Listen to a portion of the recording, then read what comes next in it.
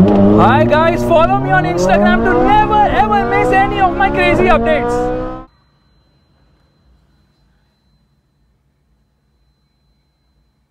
Meanwhile, this car gets 13-speaker Burmester sound system, which is absolutely phenomenal.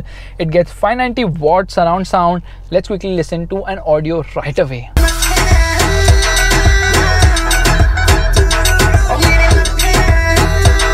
Audio quality is just surreal. I mean, nothing vibrates in this vehicle even at high audio volumes, and it just feels like a disco inside this car, along with a ton of luxury. Under-thigh support is excellent both at the front as well as the rear. Seat comfort, back support, everything is just splendid.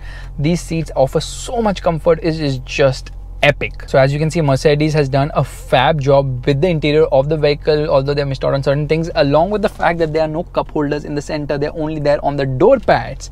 But how is this E350d to drive? Well, considering it has more power and torque than the 4-cylinder engine, of course, because it's a 6-cylinder, it should be a whole lot of fun. Well, it is long, it is heavy, and it is more oriented towards comfort.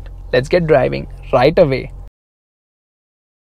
Alright, we are all set to go, which means turning off the air conditioning off, getting into Sport Plus mode. Yes, we are into Sport Plus right now. And obviously turning off traction control. Traction control has been turned off. Start stop has been turned off. Let's decline the car. I mean, the vehicle is rising. Let's unrise the vehicle, what we call it. Drop the vehicle's height, and we are all set to go. Handbrake deactivated. One wiper swipe to remove the water, and getting into drive mode. That's a lot of wheel spin, and we are off. So this is the E350d, which is powered by a 3-liter V6 diesel engine which outputs 258 horsepower, which peaks at 3400 rpm. Meanwhile, torque output is a considerable 620 newton meters, which is between 1600 to 2400 rpm, which means there's a lot of torque lower down in this vehicle, and thus there is no turbo lag as such, because turbo lag is very well contained. This motor really punches hard and fast, and it will not give you the kick in the pants feel. It is mostly linear. So because of the linear power delivery, it's just a constant surge of power right from the bottom end till the top end, red line coming in at around 4000 rpm. There's no manual control of things here, even though you can use the steering mounted paddles, but it's of not much use, because no matter how many times you hit the paddles, it's still going to upshift. Like in this case, it upshifts at just 4000 rpm, although the red line is marked above 5000 rpm, which I don't understand at all. 0 to 100 kilometers per hour takes 6.6 seconds, and the top speed is around 220 kilometers per hour, but this motor doesn't feel like a diesel at all. Get onto the throttle, and there's just a constant surge of refined power all throughout, and it pulls with a lot of gusto as well. You never ever feel that you're driving a diesel car, because that is the level of refinement from this motor. So good amount of low end punch, good amount of mid range, and a top end too, but really the top end is very short, because before you know it, it's already shifted to another gear. Now this 9G Tronic gearbox is extremely smooth with its operations and is extremely fast shifting as well. Yeah, it will give you a downshift when you need it, because it is just so secret in terms of its operations. So definitely a very smooth engine and gearbox combo in the E350d. It just feels so refined and so punchy as well. Now obviously there is the elephant in the room, which happens to be the BMW 530d, the 5 Series with the 6-cylinder engine, which happens to be an inline 6, not a V6 like in the case of the Mercedes. And I can't deny the fact that the BMW is quicker by almost a second from 0 to 100 kilometers per hour, and the BMW kind of feels slightly more vocal as well. This is just too refined. It's smooth like butter and silk, and get onto the throttle and all of a sudden it will just pull in a linear fashion. It will not scare you silly, and the reason for that is because when the chauffeur is going to drive and he decides, okay, now I need to make a quick overtake, he gets onto the throttle, well, the person sitting behind will not spill his exquisite tea or coffee, because it's all about smoothness and comfort in this Mercedes, and it just excels. In fact, the ride quality is absolutely phenomenal. The way this car rides is just something else. It is so smooth. It actually gobbles up the worst of road. Now I'll tell you one very funny thing. A Ford EcoSport, which is right in front, the top end variant of this car, comes with 17-inch wheels. This Mercedes, which costs close to 90 lakh rupees, comes with 17-inch wheels. Yeah, that's right, 17-inch wheels on a Mercedes, which is so expensive and E-Class.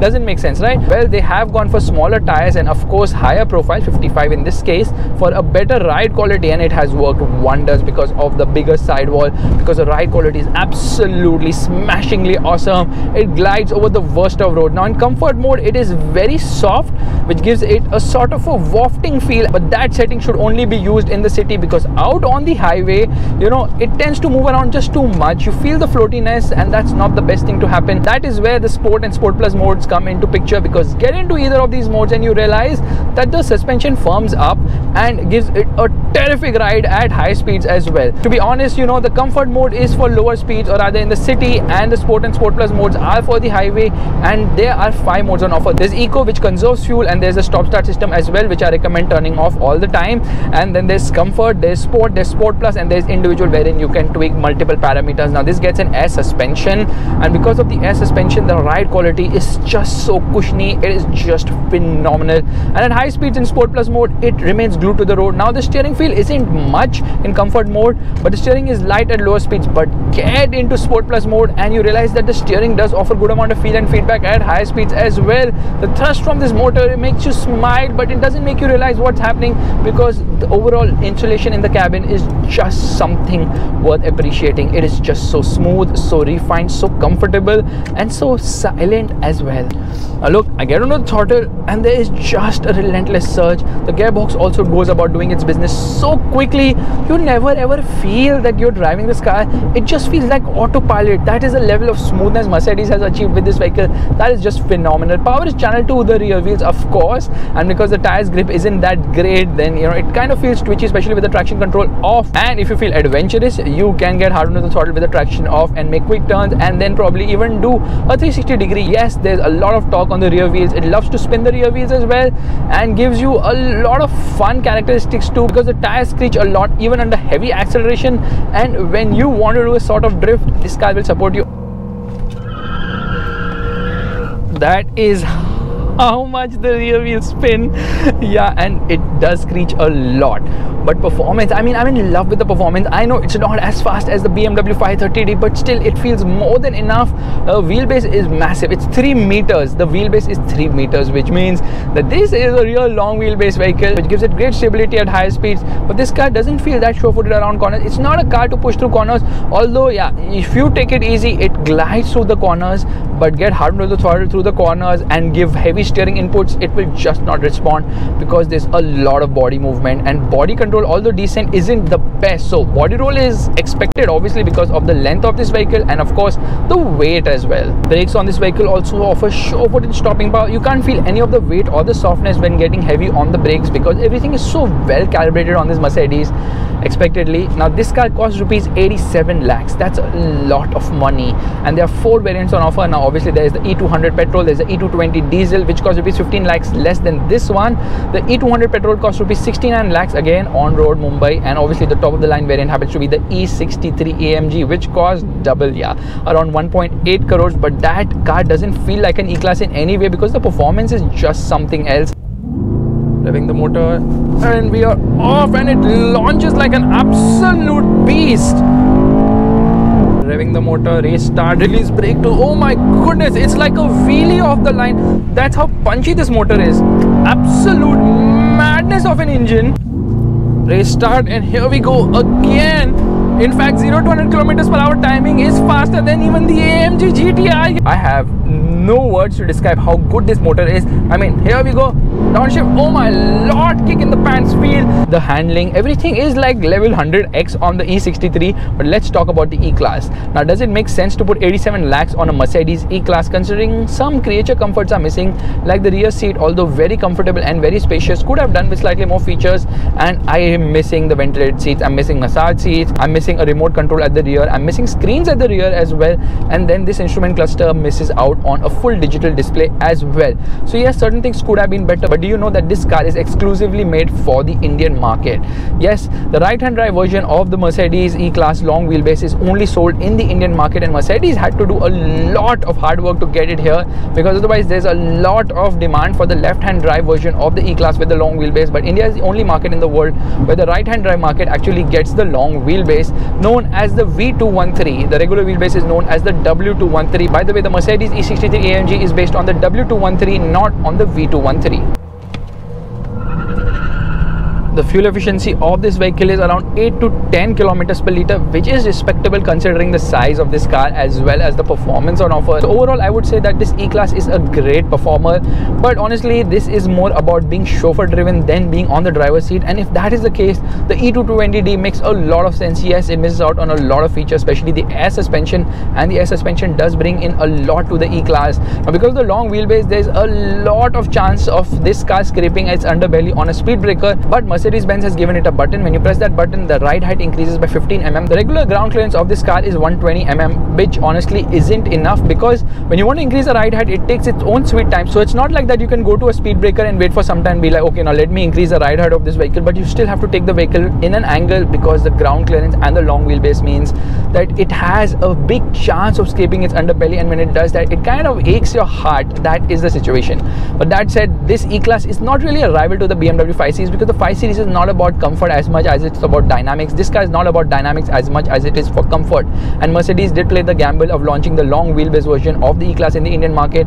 Yes, the price is on the higher side, but it offers almost S-Class levels of comfort for a fraction of the price. Yeah, the premium is justified then, because you get 78% of the S-Class rear bench for slightly more money. That's the reason why, even though that the E-Class is an expensive car, it is selling in good numbers, because at the end of the day, it's a Mercedes. It offers comfort in spades. So guys, this is my review of the Mercedes E-Class, the E350d, a car which the more I drive it, the more I like it. I love the softness, I love the wallway feel. Actually, it's not wallway, it's like wafting along at higher speeds, because it just feels so smooth and so refined, and definitely is a vehicle which has a lot of charm. The Mercedes logo and the luxury it offers makes you want it more and more.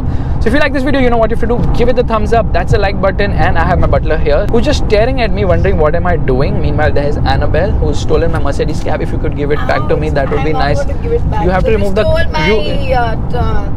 You have to remove the cap. Ow, I won't be able to put the Annabelle doll if you don't remove your cap. Shush. Anyways guys, bye, here we go. Anyways guys, there is the older version of the E-Class. You can see it just wafting along. It's the E350 CDI, so yes, it's also a 6-cylinder diesel, which means that it also offers great amount of performance. And yeah, the whole legacy of the E-Class, this is the 10th generation of the E-Class, or the 5th generation in the Indian market, and believe you me, what a fantastic car. You know, when you drive an E63, you just realize how can they make a car as different as chalk and cheese. They are so freaking different. Cracks and pops, and I mean everything is just pinpoint perfecto. What a car. Lovely. AMG, I love you.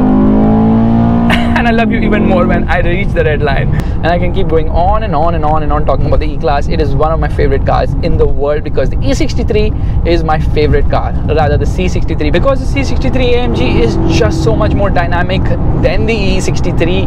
And right in front we are doing squad, because that is the E220d, this is the E350d, and this vlog is over. Bye bye. The Mercedes cars look so freaking elegant.